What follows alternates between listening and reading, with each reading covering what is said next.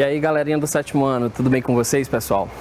Olha, nós vamos iniciar nossa aula de matemática comigo, o professor Rafael Ramon, onde nós iremos falar hoje a respeito de resolução de problemas envolvendo equação do primeiro grau. Mas para começo de história, nós vamos relembrar tudo de equação do primeiro grau para que a gente possa justamente aprimorar nosso conhecimento acerca de resolução de problemas envolvendo equação do primeiro grau. Então, pega caderno, caneta, lápis, borracha para a gente dar início à nossa aula. Vamos lá, pessoal!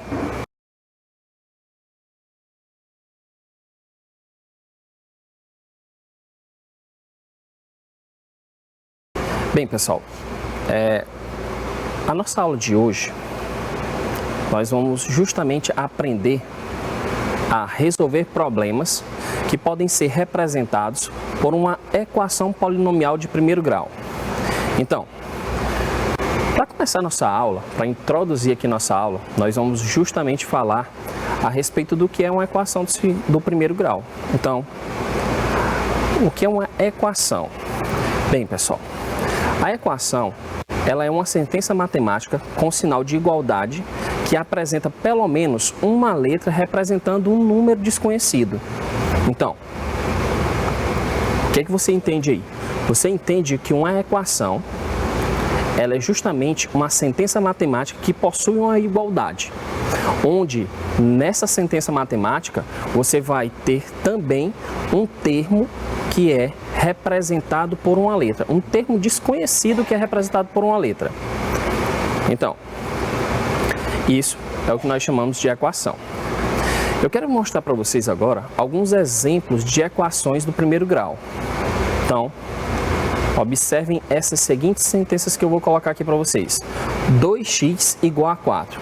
Esse é um exemplo claro de uma equação. Por quê, professor? Porque possui uma igualdade. Você consegue ver a igualdade aqui, certo? Aqui nós temos a nossa igualdade. E você percebe aqui um termo desconhecido que é representado por uma letra. Então, eu tenho 2 multiplicado por uma letra que é igual a 4. Aí você intuitivamente você vai pensar, nossa, quem será esse termo desconhecido? Quem é esse termo desconhecido para que minha equação seja igual a 4? Para que o termo 2 vezes x seja igual a 4? Então, vamos deixar em stand-by porque a gente vai aprender logo mais. Vamos colocar aqui outros exemplos de equações do primeiro grau. Olha só essa sentença. Essa sentença é uma equação do primeiro grau? Não, não é uma equação do primeiro grau. Mas ela é um exemplo clássico de equação. Aqui nós temos uma igualdade, certo? Aqui nós temos nossa igualdade e nós temos um termo desconhecido representado pela letra A, onde eu vou observar que A elevado a 2 é igual a 4. Ou seja, aqui eu estou dizendo que A vezes A é igual a 4, certo? Então, vamos lá, vamos dar continuidade. Aqui é um exemplo de uma equação do segundo grau, certo? Por que, professor, do segundo grau? Porque o expoente dela aqui é justamente igual a 2. É o maior grau que nós temos aqui para os termos dessa equação. Vou apagar aqui. Vamos representar uma outra equação. Nessa equação aqui, o que é que a gente percebe? A gente percebe que a gente tem dois termos desconhecidos, que são representados pela letra x e y. Então, as letras x e y são justamente os termos desconhecidos dessa equação. Aqui é uma equação também do primeiro grau. Por quê? Porque o expoente de x é igual a 1, assim como o expoente de y também é igual a 1. Então, aqui é a representação de uma equação do primeiro grau, que a gente vai observar justamente como é que podemos caracterizar ela mais à frente. Então, aqui nós temos uma outra representação, uma representação onde eu tenho m sobre 2 mais n igual a 3, que também é a equação. Por quê? Porque nós temos uma igualdade e nós temos termos desconhecidos aqui. Aqui na nossa próxima equação eu tenho 4 mais m igual a 5. Nós conseguimos caracterizar, nós conseguimos reconhecer que nós temos uma igualdade, certo? E um termo desconhecido. Então, essa é justamente a caracterização de uma equação, onde ela vai possuir uma igualdade e um termo desconhecido que é representado por uma letra. Pronto, pessoal. A próxima equação que nós temos aqui é justamente 3x menos 2x igual a 5, onde essa equação ela poderá ser representada também por quem? Se você fizer a operação entre os termos semelhantes, que você já aprendeu, você vai ter 3x menos 2x é justamente igual a x igual a 5, que também é a representação de uma equação, onde nós temos uma igualdade e nós temos um termo desconhecido para representar um determinado número.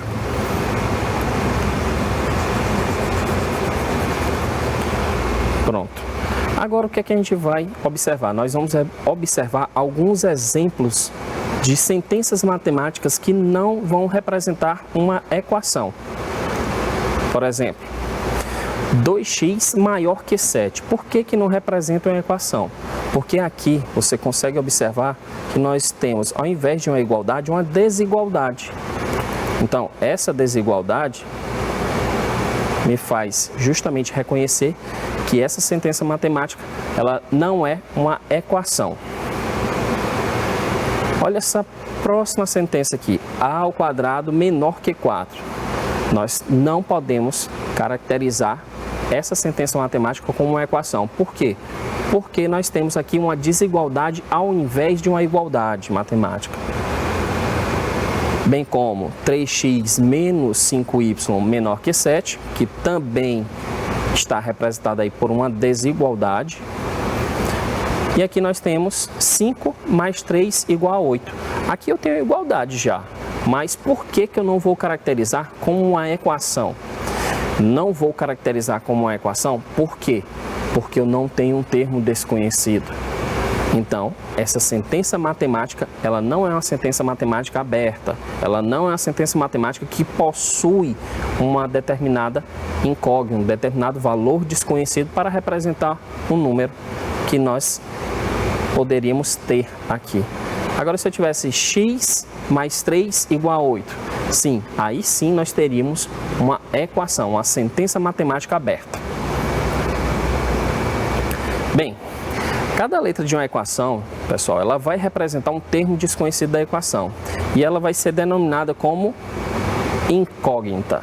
Então, aquele termo desconhecido, aquela letra que está representando justamente um número que nós possivelmente vamos descobrir mais à frente, quando a gente estiver resolvendo a equação, nós chamamos esse termo de incógnita. Então, vocês vão se deparar muito com essa expressão, incógnita. Então, incógnita é justamente o termo desconhecido que vai estar representado em uma equação matemática, em uma sentença aberta. Exemplos de incógnitas. Olha só, nessa primeira equação, 2x igual a 4. A incógnita aqui é o x. Nessa outra sentença matemática, nessa outra equação, a ao quadrado igual a 4. A incógnita aqui é justamente o a. 3x menos 5y igual a 7.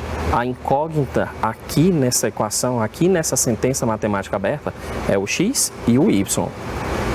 Então, olha só, na nossa primeira equação, a incógnita é o x. Na nossa segunda equação, a incógnita é justamente o termo literal a. E aqui na terceira equação, a nossa incógnita é justamente as nossas incógnitas são x e y. Agora nós iremos falar justamente de raiz ou solução de uma equação. Onde a raiz ou a solução de uma equação, pessoal, é justamente o termo que vai ser substituído no lugar da nossa incógnita, onde nós vamos perceber que nossa equação vai se tornar verdadeira. Então, a incógnita de uma equação ela pode assumir diversos valores, mas apenas alguns desses valores a sentença será verdadeira. Então, a raiz ou solução de uma equação é um número que, ao substituir a incógnita, torna a sentença verdadeira, que é justamente o que eu acabei de explicar para vocês, gente. Então, se você tem uma equação matemática, se você tem uma sentença aberta, o que é que você vai perceber? Você vai perceber que ao substituir aquela incógnita com um determinado valor, no qual torne essa sentença matemática aberta verdadeira, vai receber o nome de raiz ou solução de nossa equação. Então, vamos pegar aqui um primeiro exemplo. Vamos fazer aqui de forma conjunta. Eu aqui, vocês aí do outro lado da telinha. Então, olha só. Vamos verificar se o número menos 1 é raiz da equação 8x mais 3 igual a menos 5. O que é que eu quero que você perceba? Eu quero que você faça exatamente o seguinte. Pegue o número que ele está dizendo que é raiz da equação, que é solução da equação, que está determinada aí, faça uma substituição na incógnita.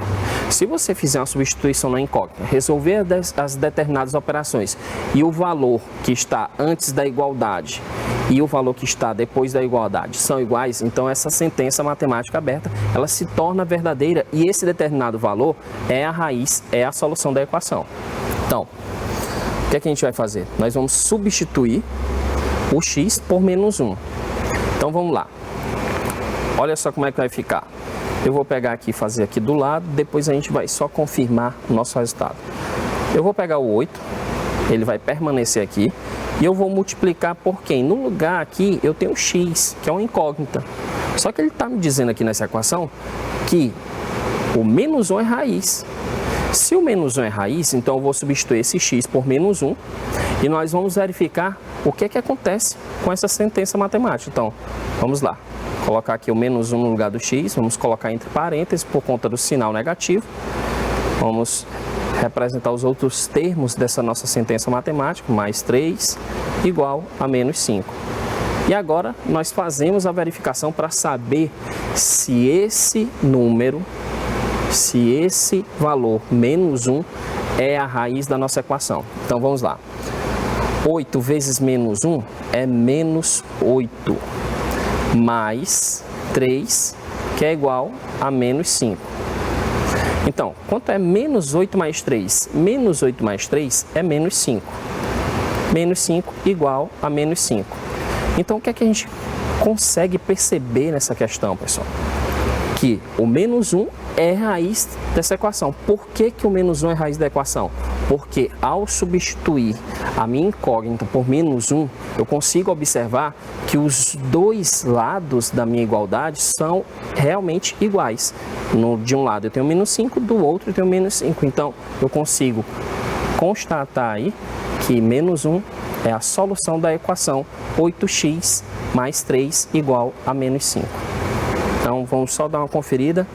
Olha só, vou pegar a minha equação, substituir x por menos 1. Com isso, vou ter o quê? Que 8 vezes menos 1 mais 3 igual a menos 5. E isso, eu vou obter que a minha equação é exatamente menos 5 igual a menos 5. Com isso, eu consigo determinar que menos 1 é raiz da minha equação. Então, menos 1 é a solução dessa minha equação. Vamos para um outro exemplo. Exemplo 2. Qual é o valor de n na equação n mais 10 igual a 25? Para que essa equação seja verdadeira.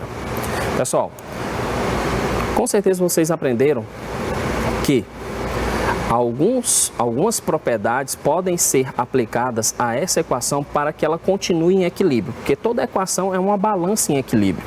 Então, existem algumas propriedades que afirmam que se você subtrair um termo antes da igualdade, bem como subtrair o mesmo termo depois da igualdade, você continua com a sua equação em equilíbrio.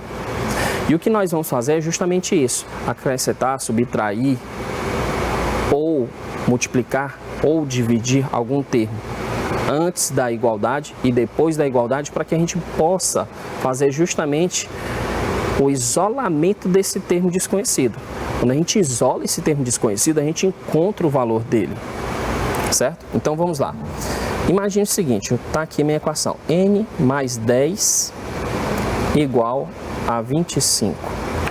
O que é que eu quero que você faça? Eu quero que você faça com que esse termo que está aí, o 10, saia daí. Eu quero que ele desapareça. Para ele desaparecer, eu vou ter que colocar antes da igualdade um menos 10. Porque com isso, mais 10 com menos 10 é igual a zero. O n vai ficar sozinho. Só que ao passo que você colocou esse menos 10 antes da igualdade, você vai ter que colocar esse menos 10 depois da igualdade, porque isso aí é a representação de uma balança. E se você acrescenta ou retira algum termo, você tem que fazer a mesma coisa do outro lado. Então vamos lá, olha só. Você tem aqui n mais 10 menos 10 igual a 25. E aí, está correta essa minha equação? Não está correto. O que é que tem que acontecer aqui? Você não retirou 10 antes da igualdade, você tem que retirar 10 depois da igualdade também. Então vamos lá, vai ficar 25 menos 10. Então, esses caras aqui vão zerar, mais 10 com menos 10 zera. Eu vou ficar só com o termo n, que é igual a quem? 25 menos 10, 15. Então, é assim que eu consigo determinar esse termo desconhecido da minha equação matemática, da minha sentença matemática. Então, olha só, qual é o valor de n na equação n mais 10 igual a 25, para que essa sentença matemática seja verdadeira? Então, para que essa sentença matemática seja verdadeira, o meu n tem que ser igual a 15, como a gente começou a resolver e observou a nossa solução. Então, só para comparar, vamos lá, n mais 10 igual a 25, o que é que a gente vai fazer? Nós vamos fazer n igual a 25 menos 10, que é justamente esse processo que eu acabei de apresentar para vocês, e a gente vai justamente determinar o valor de n, onde n é igual a 15. Observa só que nosso resultado bateu aí. Nós conseguimos confirmar que a raiz, que a solução dessa equação é n igual a 15. Então, portanto, 15 é raiz ou solução da equação n mais 10 igual a 25. Dando continuidade, nós vamos para um terceiro exemplo, pessoal, onde você vai determinar qual o valor de a na equação a sobre 3 igual a 45 para que ela seja verdadeira. Nós vamos fazer o mesmo processo. Nós temos aqui a sobre 3 igual a 45. O que é que você vai fazer? Você tem que fazer com que esse A fique sozinho, com que ele fique isolado. E para isso, o que é que você vai fazer? Você observa que o A está sendo dividido por 3. Então, para esse 3 sumir daí, basta que você pegue e multiplique esse termo que está antes da igualdade por 3. Ao multiplicar por 3, você vai ficar com o A isolado. Só que se você fizer isso de um lado da igualdade, você tem que fazer isso do outro. A minha balança tem que continuar em equilíbrio, ou seja, a minha equação tem que continuar equilibrada. Então, preste só atenção. Olha só o que é que você vai fazer. Você pega 3 multiplicado por quem? A sobre 3. Onde isso aqui é igual a quem? 45 multiplicado por quem? Por 3. Porque se você multiplicou por 3 antes da igualdade, você vai ter que multiplicar por 3 depois da igualdade. Então, olha só. Fazendo isso, eu vou ter o quê? 3 vezes A. 3A sobre 3, que é igual a quem?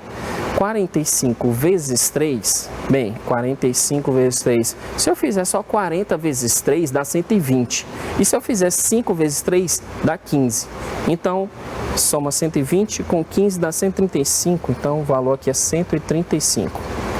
Agora perceba o seguinte, olha só, 3 dividido por 3 é 1, então vamos lá, vai ficar cancelado aqui.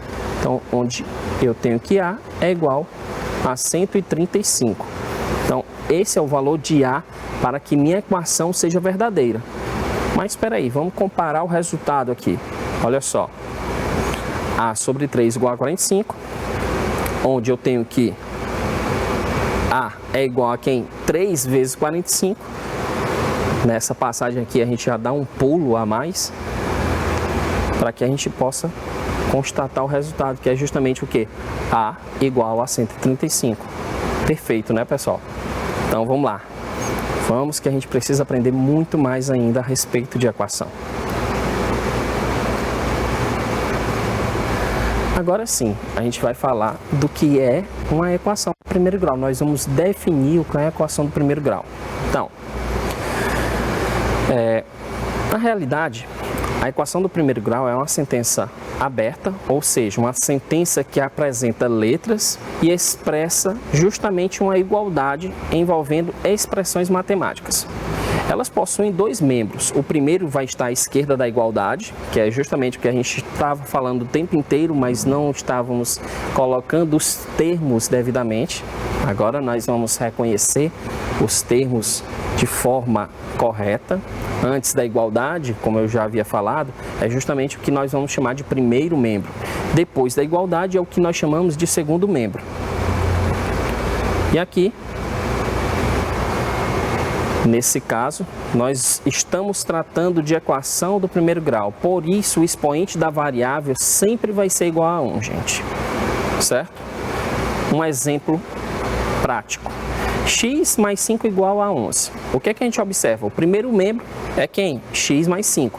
E o segundo membro é justamente o termo que é igual a 11. Vamos colocar aqui justamente o que nós vamos aprender nessa aula, que é resolver problemas que envolvam a ideia de equação do primeiro grau, que representem uma equação do primeiro grau. Então, olha só. Um aluno do 7º ano da escola, Dr. Adilson Bezerra de Souza, em Santa Cruz do Capibaribe de Pernambuco, alugou o filme sobre a vida de Luiz Gonzaga, com o preço dado pela expressão 6x menos 9 igual a 9. Qual o preço do aluguel do filme, gente? Na realidade, a resposta já está aqui, mas o que é que você deveria fazer? Você deveria resolver essa equação que nós temos aqui, 6x menos 9 igual a 9, para que a gente determinasse o seu valor. Então, vamos comparar. Como é que a gente costuma fazer? Vou colocar aqui. Aqui eu tenho 6x menos 9 igual a 9. O que é que você vai fazer? Você vai justamente isolar o termo desconhecido, que no caso é minha incógnita x. Como é que você faz isso? Você faz assim, ó.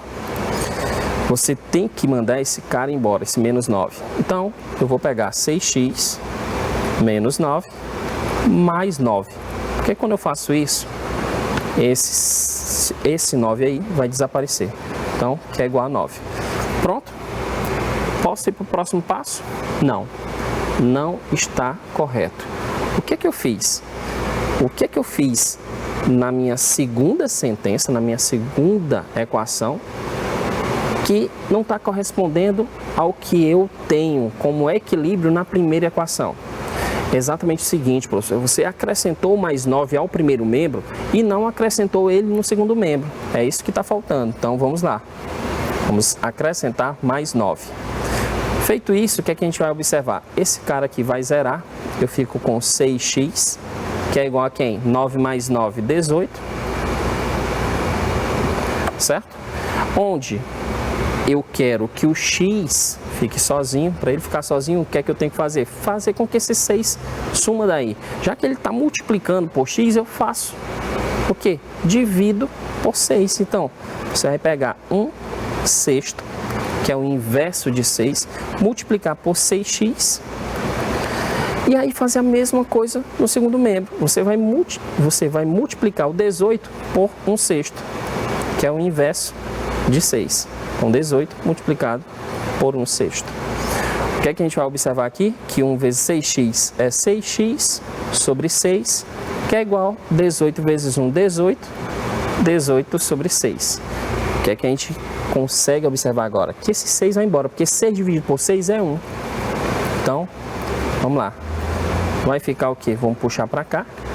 Eu vou ficar com x, que é igual 18 dividido por 6. 18 dividido por 6, gente, é 3. Então, o valor do termo desconhecido para esse problema é justamente igual a 3.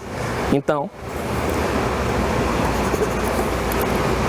a solução desse nosso problema é que meu x é igual a 3. Então, esse é o preço do aluguel do filme. Vamos lá? Vamos dar continuidade. Vamos trazer para vocês agora um primeiro exemplo, uma situação problema, para que a gente possa debater e discutir como é que deve ser a solução desse problema. Então, ó, uma situação problema prática, onde você vai ter que interpretar o problema que está aqui através de uma equação matemática, de uma sentença matemática do primeiro grau. Então, somando as idades de Ana e Beatriz, obtemos 15 anos. Calcule as duas idades, sabendo que o dobro da idade de Ana é igual ao quadruplo da idade de Beatriz. Vou dar um tempinho para vocês, uns 2 minutinhos, para que vocês tentem resolver esse problema.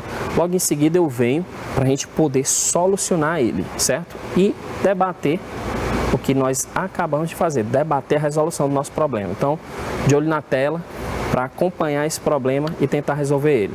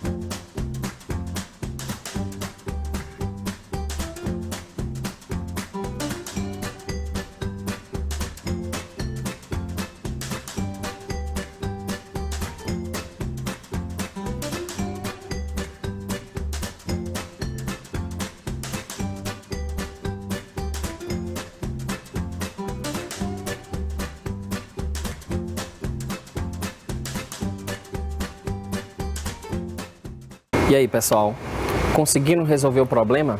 Vamos lá, vamos comparar os nossos resultados? Então, vou ler novamente para vocês pegarem o entendimento, o fio da meada e a gente resolver esse problema. Soma das idades de Ana e de Beatriz, obtemos 15 anos. Calcule as duas idades sabendo que o dobro da idade de Ana é igual ao ao quádruplo da idade de Beatriz, certo? Então, olha só como é que a gente deve fazer. Resolução aqui. A idade da Ana, nós não sabemos, nós vamos dizer que é a incógnita x. A idade da Beatriz é justamente quem? 15 menos x. Por quê? Porque se eu somar as duas idades, nós vamos ter como resultado justamente o valor de 15. Então, a idade de Beatriz é 15 menos a idade de Ana, que no caso é x.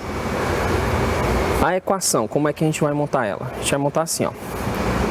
O dobro da idade de Ana, 2 vezes x, é igual ao quádruplo da idade da Beatriz.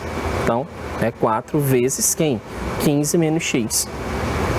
Então, resolvendo, nós vamos ter o quê? Que 2x é igual a 4 vezes 15. Quando eu fizer 4 vezes 15, eu vou ter como resultado 60. E quando eu fizer 4 vezes x, eu vou ter menos 4, certo? Feito isso, nós vamos ter aqui 2x mais 4x é igual a 60, onde 6x é igual a 60.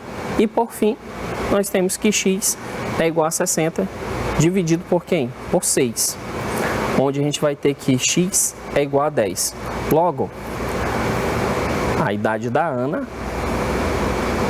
é 10 anos. E a idade da Beatriz é o quê? É 15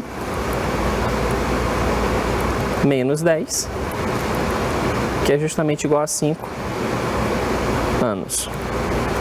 Então tá aí. A idade da Ana, 10. A idade da Beatriz, 5 anos. E aqui a gente encerra a nossa aula, pessoal. Então, eu espero que vocês tenham aprendido tudo a respeito da resolução de problemas, onde você pode representar por uma equação do primeiro grau. Então, até aqui, até esse momento, nós aprendemos tudo a respeito de resolução de problemas envolvendo uma equação do primeiro grau. Nós ficamos por aqui e até a próxima, gente. Tchau, tchau.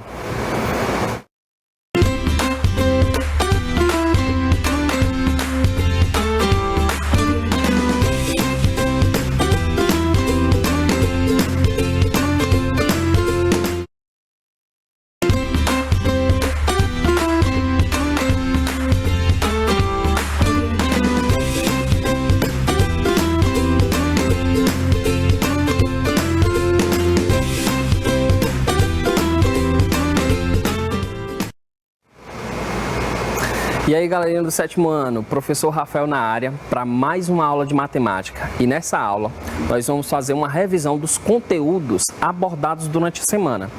E se você observar bem, nós trabalhamos durante toda essa semana a equação do primeiro grau. Então, fica de olho na telinha que a gente vai começar a nossa aula de resolução de problemas de equação do primeiro grau. Nós vamos, nesse momento, confirmar tudo que aprendemos durante a semana. Então preste atenção na telinha que a gente vai começar a nossa aula.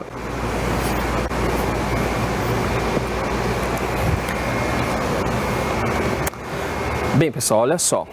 Nós vamos fazer justamente uma revisão dos conteúdos que vocês aprenderam durante a semana. E isso através da resolução de alguns probleminhas. Então, olha só.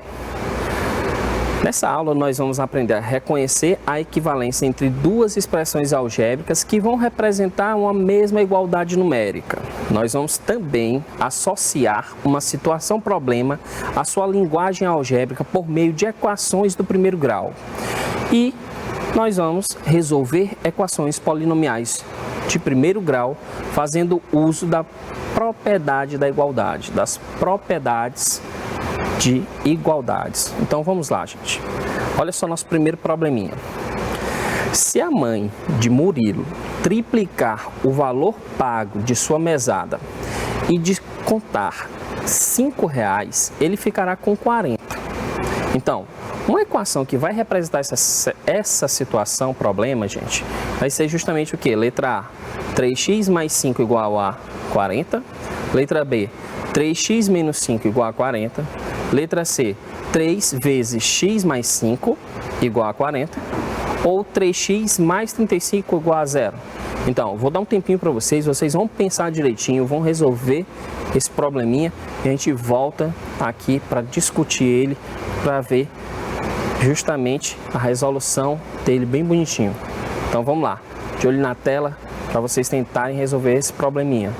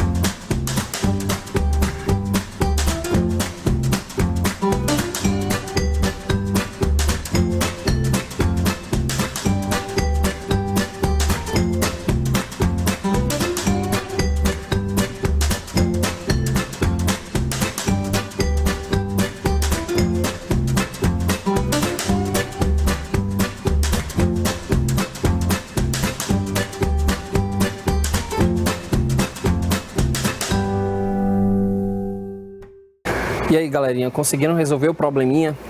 Vamos lá, olha só. Vou ler novamente para vocês para a gente poder ter uma ideia de como é que a gente resolve esse problema. Se a mãe de Murilo triplicar o valor pago de sua mesada e descontar R$5, ele ficará com 40. Então, qual é a situação desse problema? Primeiro, você precisa saber quem é o valor pago pela mesada. Você sabe? Não sabe? Pois se você não sabe qual é o valor, você vai representar esse valor por uma letra, uma incógnita. Então vamos lá. Valor pago pela mesada.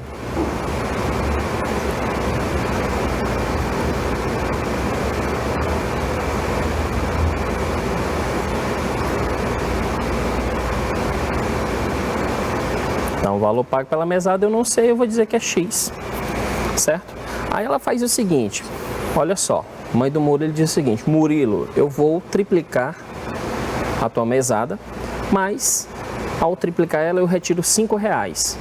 E aí você receberá 40. Então, qual é o valor da mesada do Murilo? A gente faz o seguinte, pegamos 3, multiplicamos por X, assim ela conseguiu triplicar o valor pago pela mesada, mas ela diz que vai descontar R$5, então ela vai retirar R$5, onde o valor triplicado menos os R$5 vai corresponder justamente a R$40.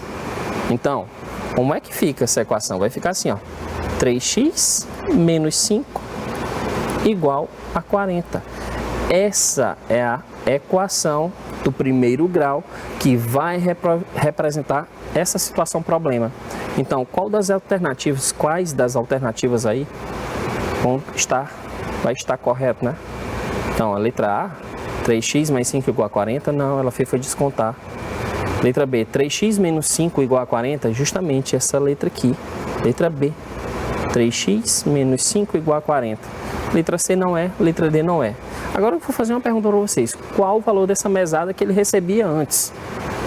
Então, é só resolver o problema. Então, você vai fazer o quê? 3x menos 5, aí você acrescenta mais 5 para poder o quê? Esse 5 aí ir embora. Onde isso aqui é igual a 40. Pronto. Aí resolve essa equação do jeito que está aqui, não é isso? Não, assim está errado, professor. Se você acrescentou lá mais 5 no primeiro membro, no segundo membro também tem que colocar a mesma coisa. Senão a gente vai perder esse equilíbrio aí. Beleza, gente. Justamente.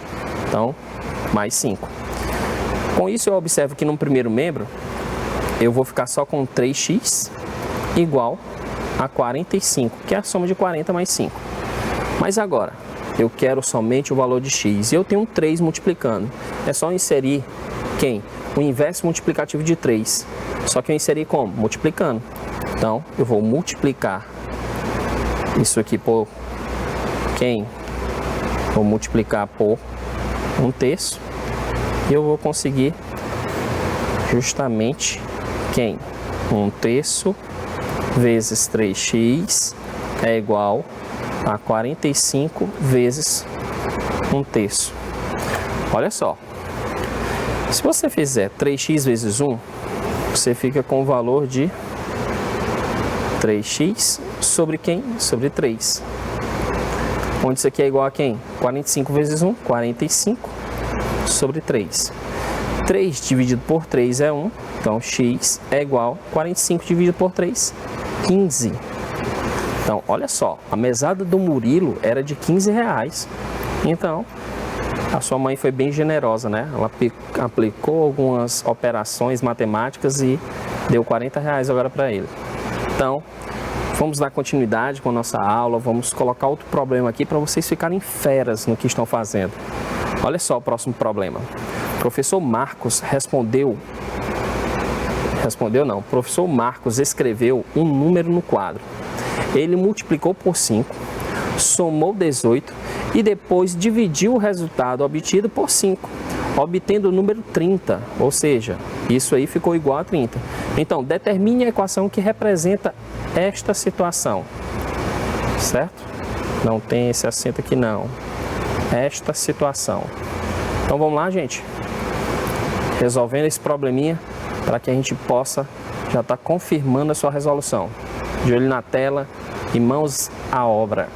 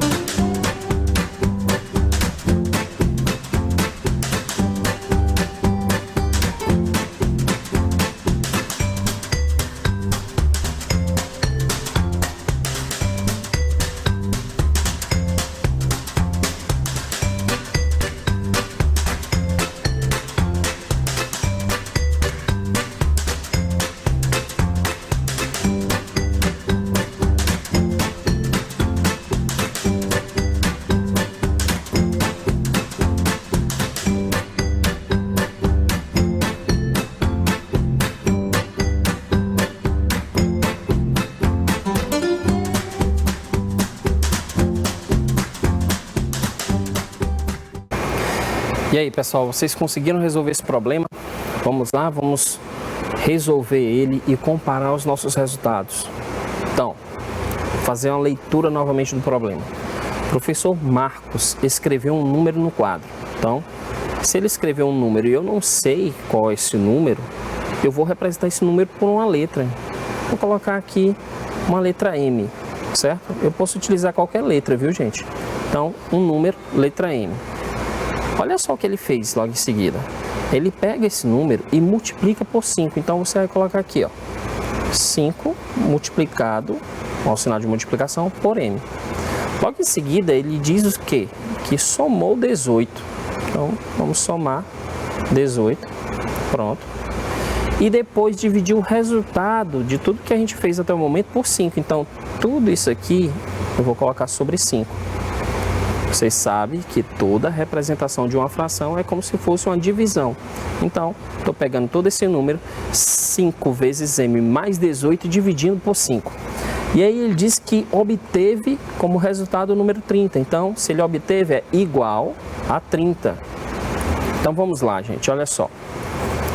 A gente vai fazer o seguinte. Utilizando a propriedade da proporção, o produto dos meios é igual ao produto dos extremos, nós vamos fazer o seguinte. Vamos pegar esse 5, aqui é como se tivesse 1 abaixo do 30. Vamos pegar o 5 e multiplicar por 30, vamos pegar todo esse número aqui, ó, 5m mais 18 e multiplicar por 1. Quando eu multiplico qualquer número por 1, o resultado é qualquer número. Então vai ficar 5m mais 18 igual a quanto?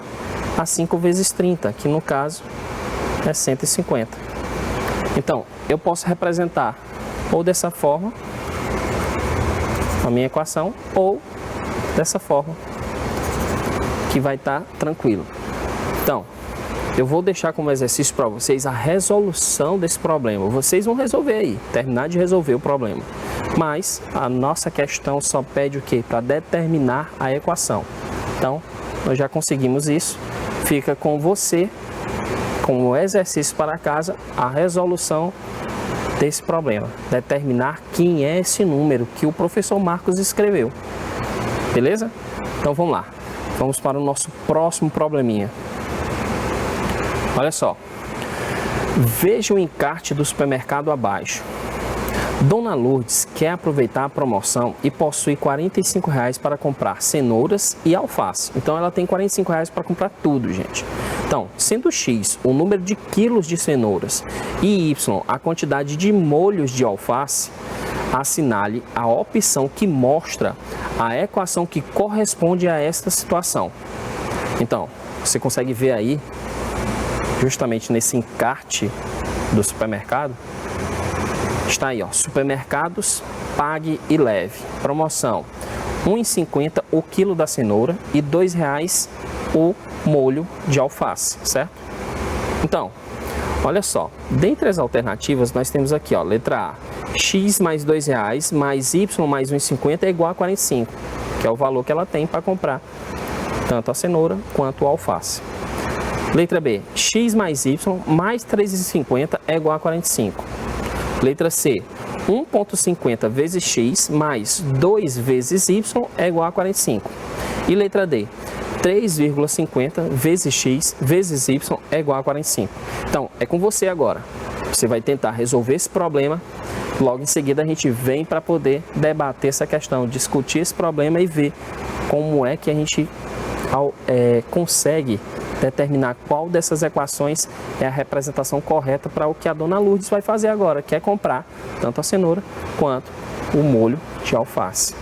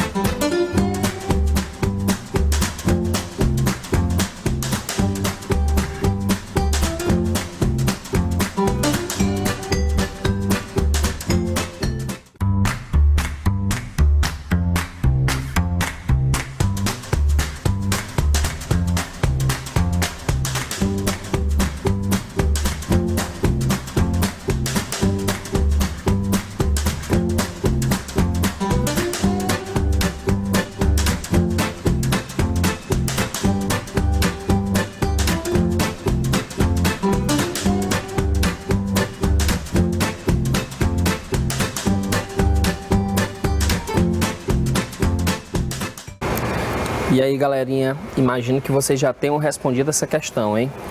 Ela é muito fácil. Então, olha só. Vou ler novamente o problema para a gente poder pegar o entendimento dela e começar a resolução. Olha só como é que vai ficar a resolução do nosso problema. Veja o encarte do supermercado abaixo. Dona Lourdes quer aproveitar a promoção e possui R$ 45 para comprar cenouras e alface, sendo que X é o número de quilos de cenoura e Y é a quantidade de molhos de alface. Então, assinale a opção que mostra a equação que vai representar essa situação. Então, olha só. O que a gente observa aqui? Que o preço da cenoura é 1,50. Isso exatamente o quilo. Mas você sabe quantos quilos você vai comprar de cenoura? Se você não sabe, representa por uma letra. Então, vai ser o valor que eu pago por 1 quilo, então é 1,50, multiplicado pela quantidade em quilos de cenoura, que no caso eu vou representar por X, tá? E o problema dizendo, mais o que? O valor que eu pago pelo molho de alface, então, que no caso é R$2, multiplicado por Y, que representa justamente a quantidade de molhos de alface, que no caso totaliza toda essa compra R$ 45. Então, ela vai usar os R$ 45 para comprar uma quantidade em quilos de cenoura mais uma quantidade em molhos de alface. Então, é o valor do quilo da cenoura vezes X, é o valor do molho de alface vezes quem? Y, onde isso tem que ser justamente igual a 45. Então, qual das alternativas aqui é a correta? A alternativa correta é a letra C, 1,50 vezes X mais 2 vezes Y igual a 45. Perfeito. Então, resposta correta, a alternativa é a letra C, gente. Tudo bem? Vamos lá, vamos dar continuidade à nossa aula para que a gente veja uma maior quantidade de problemas. Olha só a próxima questão. Plínio é garçom de um badalado restaurante da zona sul da cidade. Ele recebe por mês R$ 650 mais R$ 20 por hora extra que trabalha. Veja quanto ele vai receber esse mês. Então, a equação que calcula o salário de Plínio de acordo com a quantidade X de horas extras trabalhadas é: puxa, como estou cansado, mas vou receber esse mês R$ 1.050. Então, como é que você vai determinar o valor que Plínio recebeu, que no caso é 1.050? Como é que isso é feito? Dê uma olhada, preste bastante atenção, se concentre e tente determinar a equação que vai representar o salário do nosso amigo aí Plínio. Vamos lá? De olho na tela e comece a responder a questão.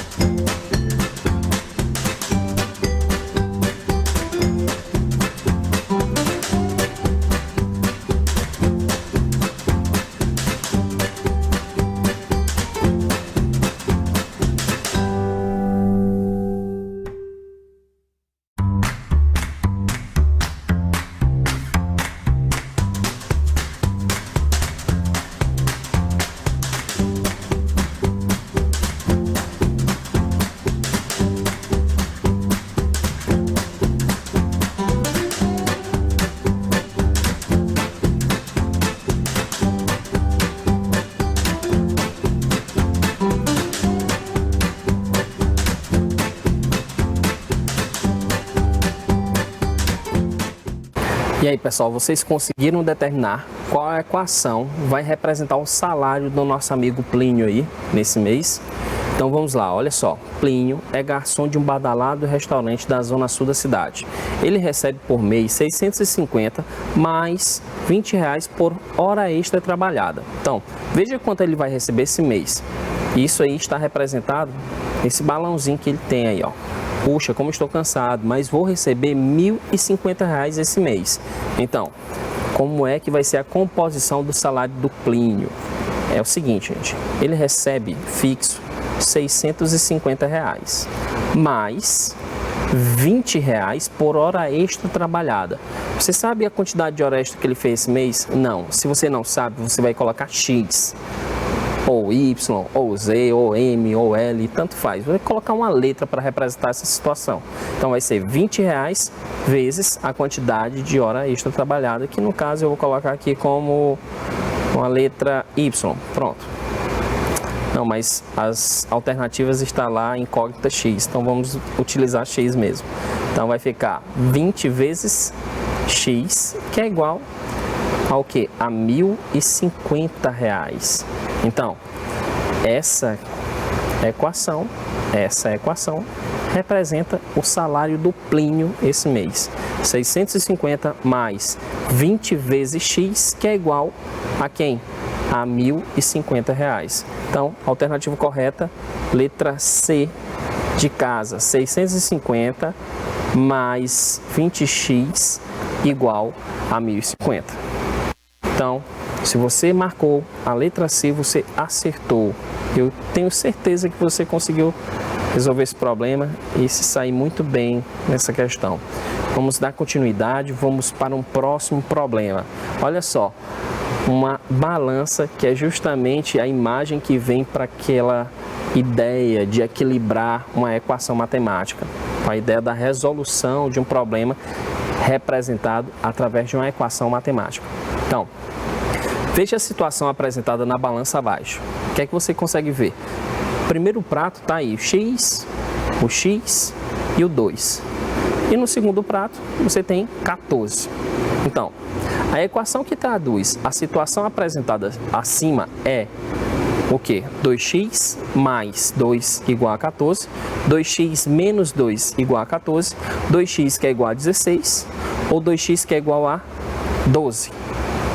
Qual dessas situações aí, gente, a gente pode representar através de uma expressão matemática, entre uma sentença aberta matemática? Olha só bem, você tem o seguinte, você tem esse objeto aqui que representa a letra X e esse outro.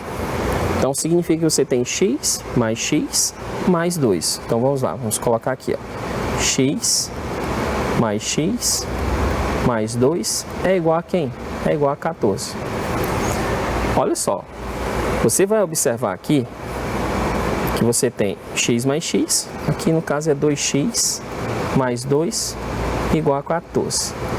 Então, qual dessas alternativas aí vai corresponder justamente com a equação matemática que representa a situação da balança que nós temos?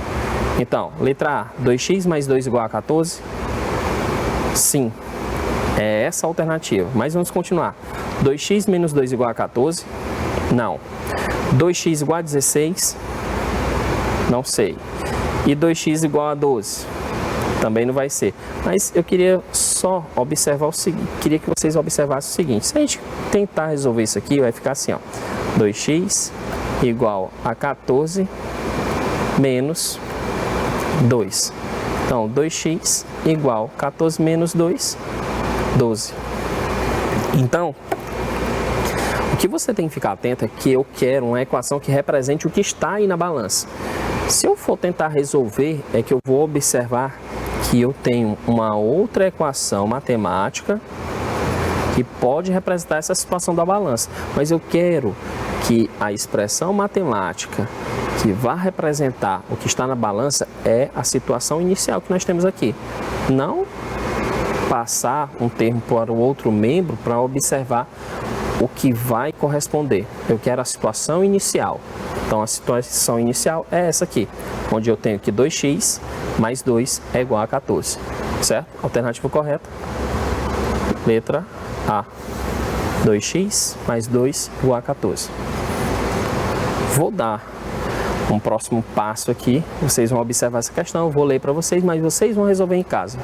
Então, olha só, numa balança, como representado abaixo, foram colocados objetos de madeira que a balança ficou em equilíbrio. Então, olha só, eu coloquei um objeto de madeira na balança, no caso, no primeiro prato foi x, o x e o x. Na outra balança eu coloquei o x e um objeto que é representado pelo número 600. Então, se a letra X representa o peso do objeto conforme a figura, para que o prato da esquerda tenha o mesmo peso do prato da direita, o valor de X deve ser: letra A, 150, letra B, 200, letra C, 300 ou letra D, 600. Essa aqui fica com vocês, pessoal, porque nosso tempo já acabou.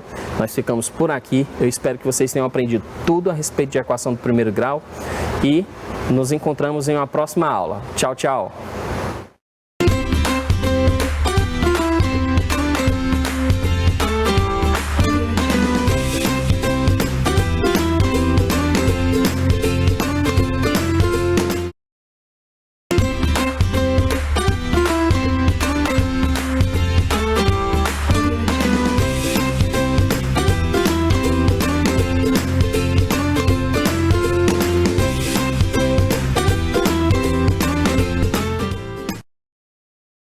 Olá, turma, alunos e alunas do 7º ano, tudo bem com vocês?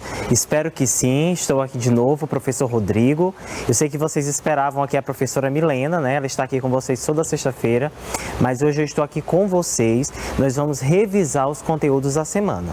Eu quero aqui aproveitar e mandar um abraço especial para os alunos do 7º ano da escola Professor Manuel Paulo Nunes, que é a minha escola. Um abraço todo especial para vocês, tá? E para todos os outros que estão aí nos acompanhando. Eu tenho certeza que você tem se dedicado bastante, você tem acompanhado as nossas aulas, e isso é muito bom. Eu espero que você aproveite todo esse tempo aí para estudar, você aí de casa, eu aqui no estúdio, e nós vamos juntos construir o nosso conhecimento. Então vamos acompanhar então o que vamos ter na aula de hoje? Vem comigo!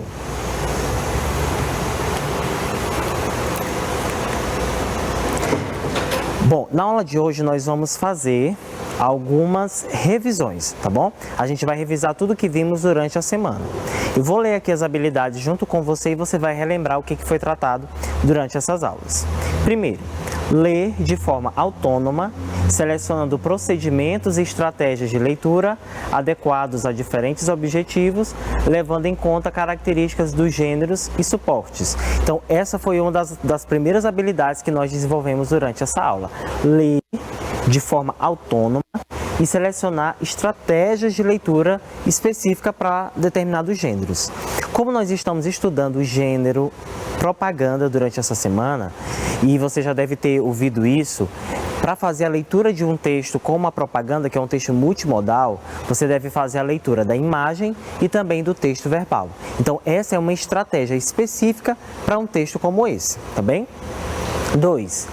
Interpretar em textos multissemióticos, que é o mesmo que multimodal. O que é isso? É texto que se apresenta de diferentes modalidades, seja escrita, seja por meio de imagens, seja por meio de som, seja por meio de áudio, de vídeo, tá bom? Então isso é multissemiótico ou multimodal. Então você vai interpretar os efeitos produzidos pelo uso de recursos expressivos gráfico-visuais, imagens e sua relação com o texto verbal. Então lembra quando nós estudamos propaganda durante essa semana e foi falado para vocês que para você ler uma propaganda você precisa associar o texto verbal com o não verbal? Então essa é uma estratégia que vocês devem utilizar na hora da leitura de uma propaganda. E por fim, é a terceira habilidade, diferenciar em textos os períodos simples de compostos. Nós falamos durante essa semana sobre período simples e período composto e nós vamos nessa aula revisar com vocês também essa habilidade, tá bom? Como que vai ser feita essa revisão? Por meio de questões. Nós temos aqui algumas questões que trazem alguns textos multimodais, algumas propagandas, e nelas nós vamos tentar utilizar essas estratégias, essas habilidades, para que nós possamos então responder as questões, tá bom? Lembrando, nesse momento eu quero a sua participação. Você deve participar comigo aí de casa, anote as alternativas que você acha que estão corretas, anote as respostas, tá bom? Porque vamos aqui responder juntos todas essas questões, beleza? Vamos lá então. Primeira questão. Tem aqui um texto, né? Que você... É um texto multimodal, como eu falei mais uma vez. É uma propaganda que tem o intuito de divulgar alguma ideia, alguma campanha publicitária, tá? Então, assim, não é uma propaganda que tem o intuito de vender um produto. Nesse caso aqui, é para conscientizar a população sobre alguma coisa. E é pela leitura que nós vamos tentar identificar do que se trata isso, tá bem? Veja só, você olha para essa imagem aí, o que você percebe? O que você vê de imediato? Essas duas imagens, esses dois objetos aí separados, na verdade nós temos três, mas os dois primeiros estão juntos e lembra o quê? Um pulmão, não é verdade? E o terceiro aí, que está separado, lembra o quê? Um coração humano. Só que vocês percebem que ele está sendo formado pelo quê? Parece que é um saco de lixo cheio de lixos dentro. E aí a gente vai fazer a leitura do texto verbal para poder associar com o texto não verbal e entender qual é a mensagem que está sendo passada aí. O que ele diz? Pare de desperdiçar vida, doe órgãos. E aí, agora fez sentido? Deu para entender agora o texto? Todo texto multimodal ou multissemiótico, ou seja, textos que associam linguagem verbal e não verbal, ou seja, textos, palavras e imagens, é necessário que a gente faça essa associação. A gente precisa fazer a leitura das duas coisas. Se a gente ler só o texto verbal, a gente não vai entender muita coisa. Se a gente olhar só para a imagem, a gente também não vai entender muita coisa. Então, o sentido completo só é produzido quando nós lemos as duas coisas, tanto a imagem quanto o texto verbal, tá bom? Agora a gente vai para a questão, para a gente poder ver o que a questão quer saber em relação a essa imagem. Vamos lá. Analisando a propaganda ao lado, podemos afirmar que, letra A, o texto não verbal é dispensável na compreensão? Será se é isso? Será se eu posso dispensar o texto não verbal? Vamos segurar aí, né? Mas eu acho que ela é falsa. O que você acha? Vamos lá para a letra B. O seu objetivo é vender um produto, como em todo texto publicitário. Será se é isso mesmo? Será se esse texto está vendendo um produto? Está vendendo órgãos? Não, né? É até crime, né? Vender órgãos dessa forma, tá? Letra C. O sentido global da propaganda só é extraído através da associação da imagem com o texto verbal. E aí? Foi o que eu acabei de falar, não foi? Você só consegue extrair o sentido de uma propaganda quando você associa o texto verbal do texto não verbal, das palavras e da imagem. Quando você lê os dois, aí é que você consegue ter o sentido global. Letra D. Não existe razão aparente para a imagem dos órgãos estarem em sacos de lixo. Será se não? Será se não tem uma motivação para a imagem dos órgãos estarem ali associadas a um saco de lixo? Tem tudo a ver, porque ele fala no texto verbal para parar de desperdiçar a vida. E onde é que a gente desperdiça as coisas? No lixo. Então tem sim associação, tem sim a ver o fato de termos saco de lixo aí, tá bom? Então a letra A não é, porque a letra A está dizendo que o texto não verbal é dispensável, que você pode tirar a imagem para poder entender o texto, e não é bem assim. Então a alternativa correta é qual? Letra C. O sentido global da propaganda só é extraído através da associação da imagem com o texto verbal. Beleza? Essa foi bem fácil, né? Agora a gente vai para a segunda questão. Texto 2. Eu acho que esse texto vocês já viram, não foi? Em aulas passadas. Vamos fazer uma leitura novamente. Lembrando que a leitura desse texto, desse tipo de texto, tem que ser feita tanto da imagem quanto do texto verbal. E aí na imagem o que a gente vê logo? O cachorrinho, né? Muito fofo, mas ele tá com um olhar bem meio triste, carente, não é verdade? Vamos ver agora o que o texto verbal informa sobre esse cachorro, se tem a ver ou não. Amor de verdade não se compra, se encontra. Negão é o nome do cachorrinho, tá lá embaixo o nome dele, e aí tem a frasezinha dizendo lá embaixo: adote seu melhor amigo. E tem o site proteçãoanimal.curitiba.pr.gov.br. Pronto, fizemos a leitura. Só que agora a gente precisa interpretar esse texto, tá? Nós vimos a imagem, vimos o texto verbal, mas a gente precisa entender o que de fato essa propaganda está querendo veicular, o que ela está querendo informar. Primeiro ela diz que amor de verdade não se compra, então a gente não deve comprar animal de estimação. O que a gente deve fazer? Adotar. Então o objetivo aí é fazer com que o leitor ou o ouvinte adote um animal, tá bem? Vamos ver então o que a questão pergunta em relação a isso. A Prefeitura de Curitiba lançou uma propaganda para incentivar a adoção de animais de rua. Analisando a propaganda em questão, é possível afirmar que o texto não verbal não faz referência ao tema em questão. Verdadeiro ou falso? O texto não verbal, ou seja, a imagem do cachorrinho ali, as cores que são usadas, não fazem referência ao tema? Isso é falso, né? Porque o tema é a adoção de animais. E o que nós temos na imagem? Um animal. Então a letra A está errada. Letra B. A iniciativa tem o objetivo de sensibilizar a população sobre a importância da adoção de animais. E aí, será? Parece que sim, não é? Mas vamos ver as outras. Letra C. Há um exagero ao trazer a imagem do cachorro negão. Será que é um exagero trazer a imagem desse cachorro? Não. Se a campanha é para justamente incentivar as pessoas a adotarem animais, então nada melhor do que um cachorrinho que está ali esperando o seu momento de ser adotado também. Ok? Então a letra C está falsa, a letra D. O modo imperativo em adote seu melhor amigo. Então adote, o verbo está no modo imperativo. Não é indicado para o resultado esperado, visto que não devemos influenciar os leitores em propagandas. Será que é isso mesmo? Será que o modo imperativo não é indicado para esse tipo de texto? Falso. Propaganda, anúncio publicitário, campanha publicitária, todos esses textos do mundo publicitário utiliza geralmente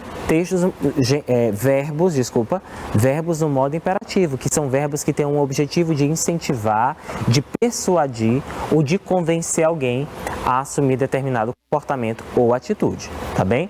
Então, a alternativa correta aqui é qual? Letra B. Muito bem, e para quem acertou a letra B, parabéns. Realmente esse é o objetivo dessa propaganda. É incentivar e sensibilizar a população sobre a importância de adoção de animais. Bom, agora nesse momento nós vamos revisar um outro conteúdo que foi trabalhado durante essa semana, que é a diferença entre período simples e período composto. E aí, já lembra? Você lembra direitinho esse conteúdo? Se não, nós vamos revisar agora de forma bem simples. Primeiro, você deve lembrar que um período ele é formado por orações, tá? Uma ou mais orações. E uma oração é um enunciado que possui verbo. Então, quem é o centro de tudo isso aí? O verbo. Tá? Então a primeira coisa que você tem que fazer é identificar o verbo da oração. Então se você tem um verbo no enunciado, então você tem uma oração. E aí essa oração vai formar um período. E aqui eu tenho uma diferença, ó. O período ele pode ser simples quando ele tem uma oração, tá? E a oração ela é formada por um verbo ou por uma locução verbal. Também é um período composto. É um período que tem duas ou mais orações, tá?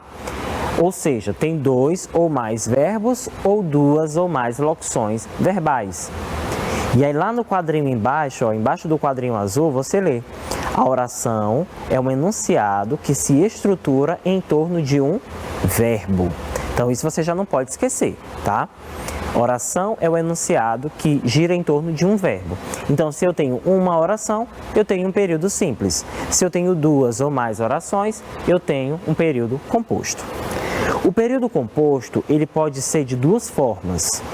Ele pode ser composto por coordenação ou por subordinação. O que é isso? O período composto por coordenação é aquele em que as orações elas são independentes entre si. Elas estão juntas, mas se eu separá-las e eu ler cada uma de forma separada, a gente vai perceber que elas têm sentido completo. Cada uma, elas são independentes. Agora, o período composto por subordinação é aquele período cujas orações são dependentes entre si. Ou seja, se eu separar, uma delas fica sem sentido. Vai precisar de um complemento. Lembrou agora o que é o período? Período simples, período composto? Refrescou aí a sua mente? Anotou tudo no caderno? Muito bem, pois agora a gente vai para a questão que trabalha desse assunto. Vamos lá. Questão 3. A propaganda ali mostra o quê? Um porco, né? Um porquinho, que lembra o quê? Um cofre, né? Só que dentro desse cofre tem água. E aí lá o título fala poupe. E aí tem a gotinha caindo dentro do cofre, tá bom? Por que isso? Porque o cofre é o local que a gente usa para poupar dinheiro. Mas nesse caso é para poupar o quê? Água. E aí lá embaixo do porquinho tem a frase: conserve seu planeta, ainda dá tempo. Então aí é uma campanha de conscientização à economia de água, tá bom? Ao consumo consciente e sem desperdício de água. Vamos então para a questão. A propaganda também pode abordar temas sociais, como desperdício de água, é o caso desse. No período poupe, conserve seu planeta, ainda dá tempo. Podemos afirmar que existem duas orações caracterizando um período composto? Será que são duas orações? O que eu falei para vocês? Para a gente identificar a quantidade de orações, nós temos que identificar a quantidade de verbos. Então, quantos verbos eu tenho aí? Poupe, um verbo. Conserve, segundo verbo. E dá, terceiro verbo. Então, eu tenho 3 verbos, portanto, eu tenho 3 orações. Então, a letra A está errada, tá bom? Letra B. As orações estabelecem uma relação de dependência sintática, caracterizando um período composto por subordinação. Será que é subordinação? Não. Como é que eu sei? É só você ler cada um separado. Poupe. Tem sentido completo? Tem. Estou mandando alguém poupar. Conserve seu planeta. Tem sentido completo? Sim. Ainda dá tempo. Tem sentido completo? Tem. Então são orações independentes, portanto não é subordinação, é coordenação. Letra B está errada. Letra C. Temos relação de complemento entre o texto verbal e o não verbal. Correto. Sempre no texto multimodal, ou seja, que tem imagem e palavras, os dois têm uma relação para poder dar o sentido. No período em destaque, existem 3 orações que estabelecem a ideia de coordenação. Correto, é isso mesmo. Poupe, primeira oração. Conserve seu planeta, segunda oração. Ainda dá tempo, terceira oração. E elas estabelecem a ideia de coordenação porque cada uma é independente uma da outra. E aí estão os verbos marcados: poupe, conserve e dá. Ok? A letra D diz, temos um período simples. Não, para ser período simples tem que ser só uma oração, e a gente tem 3 orações. Entendido? Vamos então adiante. Questão 4. Olha a imagem aí. Veja as cores, veja o desenho e o texto também, o texto verbal. A imagem se apresenta toda rosa, né? E isso já lembra o quê? A campanha... Aí, lá embaixo tem o formato do lacinho, né, que já lembra a campanha do Outubro Rosa, de prevenção contra o câncer de mama, né? E aí o título diz assim: dê porrada no câncer, a prevenção é a melhor defesa. E aí tem esse desenho é uma luva de boxe, por isso a associação entre a luva de boxe e o texto verbal, que é dê porrada. Tá? Então, tem tudo a ver o desenho com o texto verbal. Então, é uma campanha para prevenção do câncer, tá bem? Vamos então para a questão. No período, dê porrada no câncer. podemos afirmar que é caracterizado por um período composto contendo apenas uma oração. Olha, se só tem uma oração, não pode ser composto, não é verdade? Então a letra A já está errada. Nós não temos um período composto aí. Letra B. Existe apenas um verbo, portanto possui apenas uma oração. Será que é isso mesmo? Dê porrada no câncer. Qual é o verbo? Dê, não é dê? Então, o verbo dê, ele vem do verbo dar. Portanto, nessa oração eu só tenho um verbo. Então, se eu tenho um verbo, eu tenho quantas orações? Uma oração, exatamente. Então, a letra B está certa, né? Existe apenas um verbo, portanto, possui apenas uma oração. Vamos para a letra C, só para a gente ver o que tem de errado nela. É composto por dois verbos? Não, está tudo errado, só temos um verbo. E letra D, o enunciado não possui relação com a imagem da propaganda. Possui sim. Quando ele diz dê porrada e a imagem traz uma luva de boxe, então tem tudo a ver, né? Assim como um lutador de boxe enfrenta seu adversário com muita força, alguém que quer se prevenir contra o câncer precisa também lutar com muita força contra ele. Então, essa é mais ou menos a ideia que a propaganda quer passar. Então, a alternativa correta aqui é a letra B, tá bem? Existe apenas um verbo, portanto, possui apenas uma oração. Aqui é um Tzinho, tá? Portanto, foi um erro de digitação. E aí está o verbo dê porrada no câncer. Desculpa, a oração dê porrada no câncer e o verbo é dê, tá bem? Vamos lá, vamos adiante. Questão 5. Vamos para a questão 5 agora. Essa imagem aí também é muito interessante, tá? É uma campanha para que haja respeito nas leis de trânsito, tá? E se evite acidentes e qualquer outras coisas no trânsito, tá bem?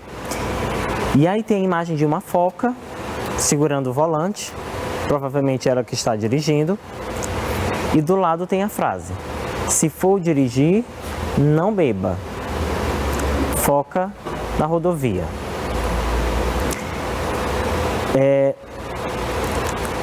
A gente vai para a questão, mas antes da questão eu já queria comentar com vocês o uso dessa imagem da foca. Por que uma foca está sendo usada nessa propaganda para falar de trânsito? A foca não dirige carro, não é verdade? Então por que ela foi usada? É aí que a gente tem que entender o jogo de sentido das palavras e das imagens que são usadas na propaganda, tá? Quando ele diz assim, foca na rodovia, a palavra foca, ela vai dar uma duplicidade de sentido. E eu vou já comentar isso com vocês na questão. Vamos ler então a questão para a gente poder entender. 5. No Brasil, acidentes de trânsito causam 5 mortes a cada 1 hora, informa um relatório divulgado pelo Conselho Federal de Medicina, CFM. Um dos motivos é a combinação perigosa de álcool e direção. Sobre a propaganda, julgue o item abaixo. Então, a propaganda e essa questão faz um alerta em relação a um dos grandes perigos que tem causado mortes no trânsito, que é justamente pessoas que têm dirigido embriagados, tá? Então, precisamos ter muita consciência em relação a isso. Por isso que as propagandas, elas vêm veiculando essa ideia, vêm divulgando essa ideia. Não dirigir embriagado, tá bem? Bebeu, se beber, não dirija. É mais ou menos assim. Vamos lá, então, ver o que a questão quer.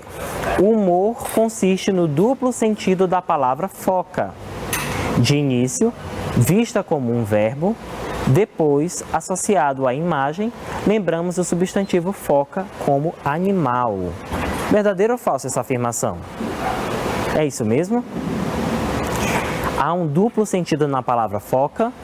Sim, há esse duplo sentido. Porque de início nós olhamos para a palavra como um verbo, tá? Foca na rodovia, ou seja, tenha foco, mantenha sua atenção.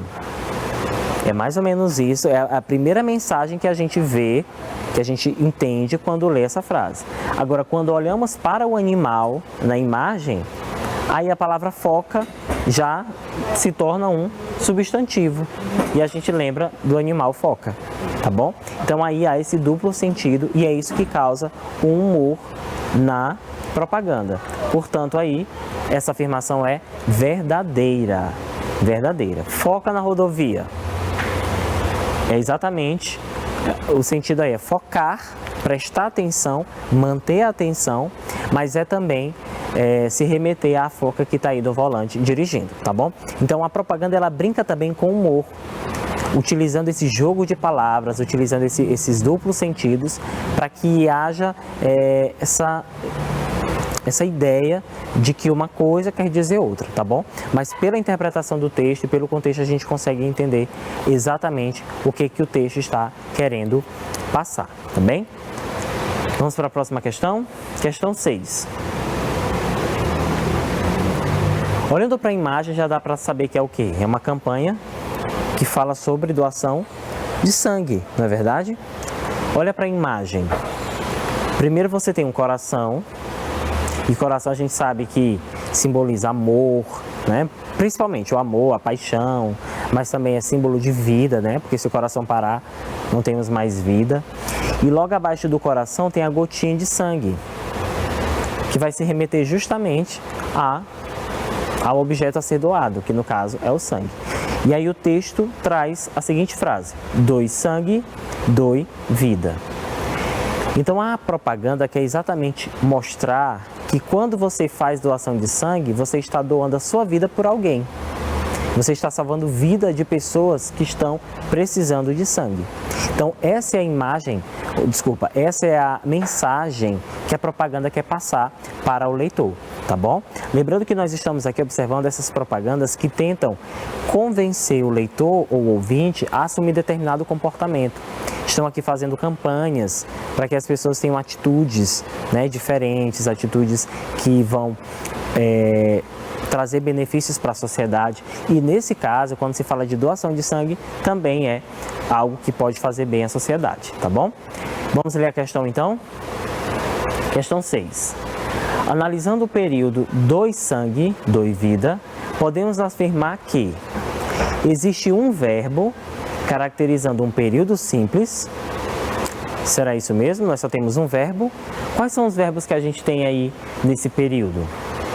Doe, sangue, e no outro período nós temos doe, vida, né? Então quais são os dois verbos? O verbo doe, que vem de doar. E veja que ele está no modo imperativo. O que é o modo imperativo? É o modo que indica ordem, pedido ou conselho. Então, quando você diz doe, você está aconselhando alguém a fazer essa atitude. Então, eu tenho dois verbos e não um. Portanto, a letra A está errada. Letra B. Ocorre o uso de dois verbos, caracterizando um período composto por coordenação. É isso mesmo? Sim, eu tenho dois verbos. E se eu tenho dois verbos, eu tenho um período composto. Agora, esse período composto ele pode ser por coordenação ou subordinação. O que é um período composto por coordenação? É aquele em que as orações elas são independentes. Se eu ler cada uma de forma separada e elas tiverem sentido completo, então é coordenação. Nesse caso, doe sangue tem sentido completo. Doe vida tem sentido completo. Então, elas se unem por coordenação. Portanto, a alternativa correta aí é a letra B, tá bem? Não pode ser a letra C, porque a letra C fala que é subordinação, e não é subordinação. E a letra D fala que não existe associação entre o texto verbal e o não verbal. Isso é extremamente falso. Você já sabe que todo texto multimodal, ou seja, que tem a linguagem verbal e não verbal, tanto a imagem quanto as palavras devem ser lidas ao mesmo tempo, devem ser lidas em conjunto, porque ambos produzem o sentido do texto como um todo, tá bom? A gente não tem que olhar só para a imagem e não tem que olhar só para o texto, tem que olhar para as duas coisas ao mesmo tempo, tá bem? Então aqui é a letra B. Acertou quem disse que há dois verbos e que eles formam um período composto por coordenação, tá bom? Então, gente, por hoje é só. Muito obrigado pela sua atenção. Eu espero que você tenha aí tirado todas as suas dúvidas, que você tenha adotado tudo que explicamos até aqui, tá bom? Qualquer dúvida que você tiver, você pode procurar o seu professor, a sua professora, que ele com certeza vai revisar tudo isso para vocês, tá bom? Você pode também acessar essa aula pela internet, você já sabe lá o portal em que essas aulas são postadas, e aí você pode rever tudo e assim tirar todas as suas dúvidas, tá bom?